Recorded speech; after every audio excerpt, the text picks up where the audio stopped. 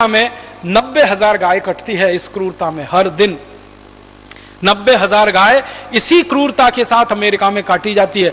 जब हम रात को सोकर सवेरे उठते हैं और 24 घंटे हमारे दिन के बीत जाते हैं, उतनी देर में अमेरिका में 90,000 गाय कट जाती है। भारत में भी आंकड़े बहुत खराब हैं।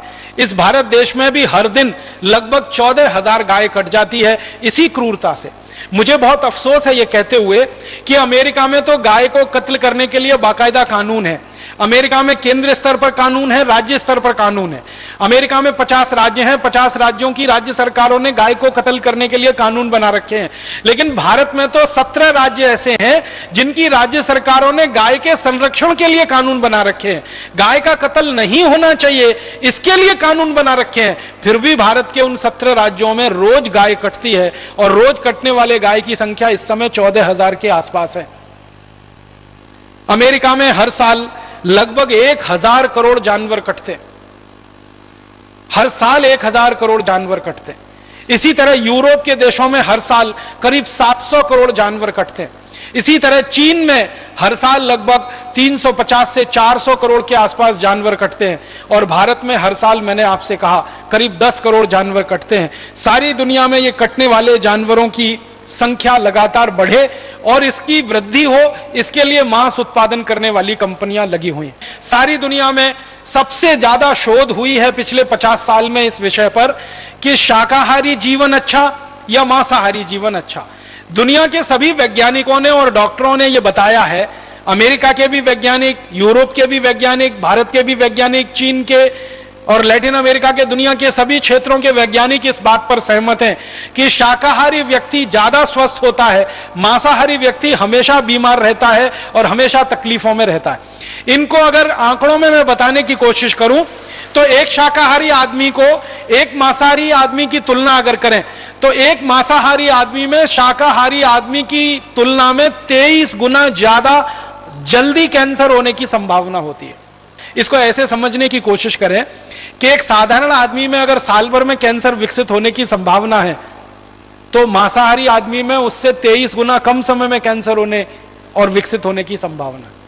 इसको और सरल भाषा में समझाऊं, एक शाकाहारी आदमी को 23 साल में अगर कैंसर होगा तो एक मांसाहारी आदमी को 1 साल में ही हो जाएगा और मरने की संभावना उसकी 1 साल में ही पैदा हो जाएगी। मतलब इसको ऐसे कहें कि शाकाहारी आदमी 23 साल ज्यादा जिंदा रहेगा, मांसाहारी आदमी उससे 23 साल पहले मरेगा कैंसर की स्थिति में। इसी तरह से डायबिटीज है और हार्ट अटैक है। डायबिटीज और हार्ट अटैक के बारे में सारी दुनिया के वैज्ञानिकों का यह कहना है कि जो शाकाहारी आदमी है उससे 40 गुना ज्यादा संभावना है मांसाहारी आदमी के डायबिटिक होने की और उसके हार्ट अटैक आकर मर जाने की। इसी तरह से अन्य बीमारियां हैं, जोड़ों का दर्द है, घुटनों का दर्द है, अर्थराइटिस है, ऑस्टियोआर्थराइटिस है, मोटापा है, फैटी होना है, ओबेसिटी होना है। इसकी संभावना तो कई 100 गुना ज्यादा है मांसाहारी लोगों में शाकाहारी की तुलना में।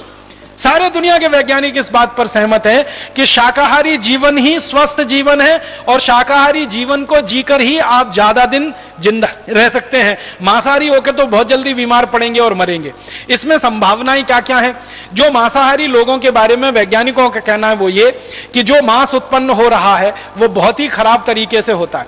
सबसे बड़ा खराब तरीका कि जानवरों को जहां पाला जाता है और रखा जाता है वो जगह बहुत छोटी होती है और जानवर उसमें ज्यादा भरे जाते हैं।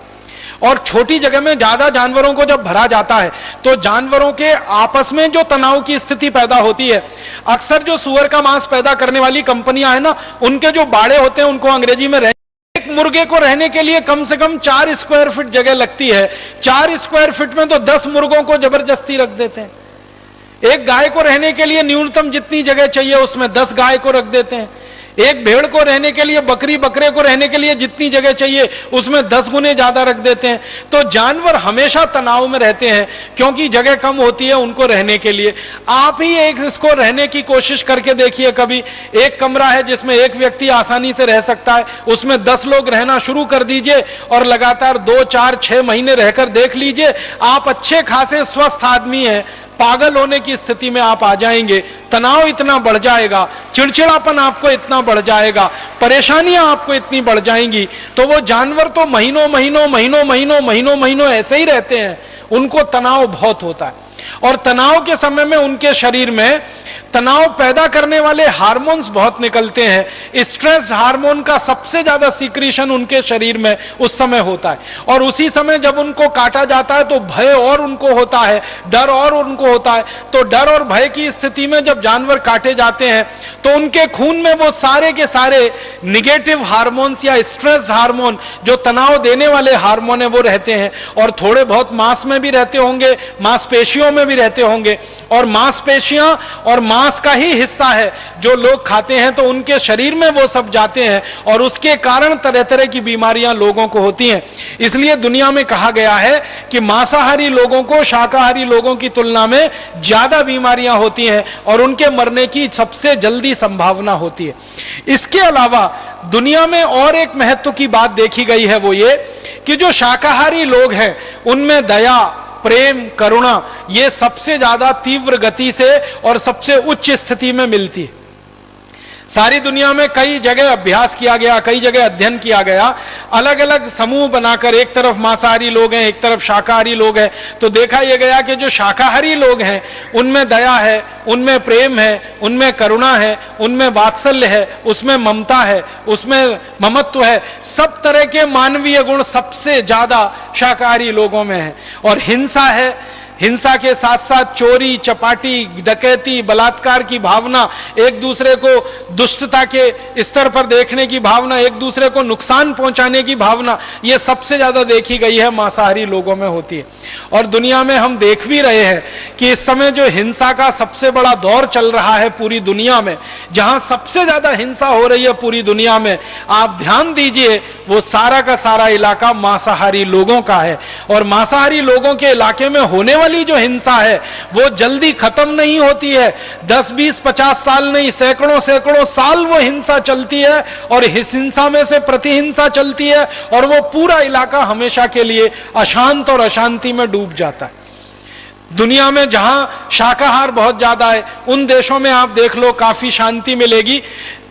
मैंने ये देखा इस अध्ययन में कि जो शाकाहारी लोग हैं वो गरीब हैं, भुखमरी के शिकार हैं, उनमें कुछ महामारियां भी हो सकती हैं, लेकिन सबसे ज्यादा शांति उन्हीं के इलाके में है जहां सबसे ज्यादा शाकाहारी लोग हैं पूरी दुनिया। और जहां मांसाहारी लोग हैं उनमें अमीरी हो सकती है, उनमें अमीरी है, उनमें समृद्धि है, उनमें संपत्ति है, लेकिन सबसे ज्यादा हिंसा उनके बीच में है, और मानसिक हिंसा सबसे ज्यादा है, सबसे ज्यादा अशांति उनके बीच में है। दुनिया में जिन देशों में मांस सबसे ज्यादा खाया जाता है वहां मानसिक रोगी सबसे ज्यादा है।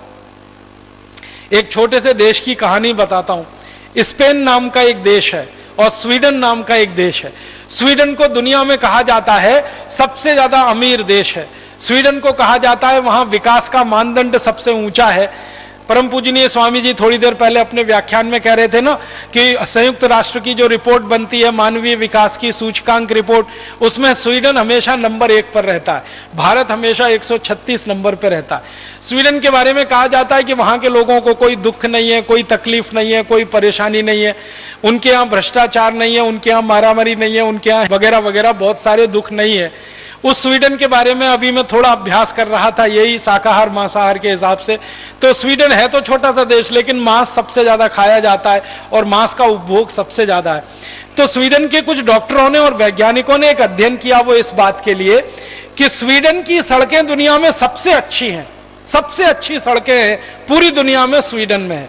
ऐसा कहा जाता है कि स्वीडन की सड़कें हैं वो रबर की सड़कें हैं।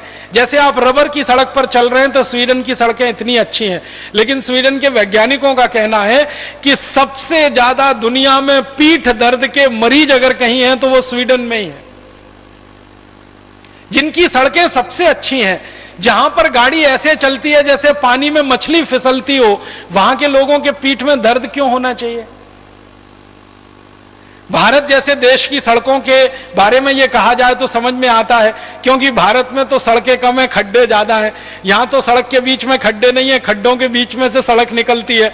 यहां के लोगों के पीठ में दर्द हो तो समझ में आता है पूरी दुनिया में सबसे ज्यादा, लेकिन स्वीडन के लोगों के पीठ में सबसे ज्यादा दर्द क्यों है?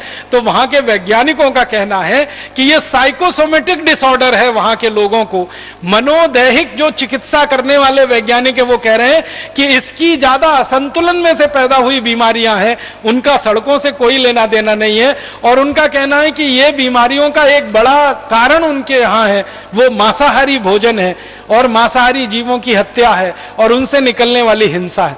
तो ये अभी अध्ययन सारी दुनिया में हो रहे हैं और बता रहे हैं कि कैंसर ज्यादा हो रहे हैं, डायबिटीज ज्यादा हो रही है, हार्ट अटैक ज्यादा हो रहे हैं, ब्रेन हेमरेज ज्यादा हो रहे हैं, कोलेस्ट्रॉल ज्यादा बढ़ रहा है, मोटापा ज्यादा बढ़ रहा है, हमारे घुटनों के दर्द, कमर के दर्द, कंधों के दर्द ज्यादा बढ़ रहे हैं मांसाहारी लोगों को। तो हम क्यों फालतू में इस दुनिया में जाएं, मांस खाने वाले बने। इसलिए मेरा आप सभी से एक विनम्र निवेदन है, मैं तो ये मान के आपसे ये बात कह रहा हूं कि हम में से तो शायद ही कोई भारत स्वाभिमान का कार्यकर्ता होगा जो मांसाहारी अब तक बचा होगा, अन्यथा तो वो शाकाहारी हो गया होगा। प्राणायाम करते करते, योग करते करते, बार बार आस्था चैनल पर परम पूजनीय स्वामी जी का व्याख्यान सुनते सुनते अब तक तो सभी भारत स्वाभिमान के जो कार्यकर्ता मिलती है। और प्रोटीन का दूसरा हमारे पास कौन सा स्रोत है अगर हम मांस नहीं खाएं तो?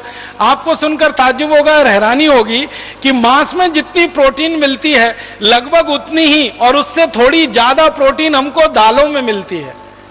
अगर आप 1 किलो मांस खाते हैं और 1 किलो मांस में जितनी प्रोटीन आपको मिलने वाली है उससे ज्यादा प्रोटीन 1 किलो मूंग की दाल खा लो, उसमें मिल जाएगी आपको। 1 लीटर दूध पी लो, उसमें उससे ज्यादा प्रोटीन आपको मिल जाएगी। और 1 लीटर जो है ना, अगर आपको कैल्शियम चाहिए और कैल्शियम के साथ साथ दूसरे माइक्रो न्यूट्रिएंट्स चाहिए तो 1 किलो मांस खाने से अच्छा 1 लीटर गन्ने का रस पी लो, 1 लीटर संतरे का रस पी लो, 1 लीटर मौसम्मी का रस पी लो, गाजर का रस पी लो, टमाटर का रस पी लो। मांस से तो कई गुना सस्ता है और कैल्शियम देने में मांस से ज्यादा आगे है, प्रोटीन देने में आगे है, हजम बहुत जल्दी हो जाता है, पाचन उसका बहुत जल्दी हो जाता है। तो 1 किलो मांस खाने से अच्छा 1 किलो दूध पीना, 1 किलो मांस खाने से अच्छा 1 किलो दाल खाना, 1 किलो मांस खाने से अच्छा 1 लीटर जूस पी लेना। हर स्थिति में शाकाहारी भोजन मांसाहारी भोजन से क्वालिटी में बहुत अच्छा है और कीमत में बहुत सस्ता है।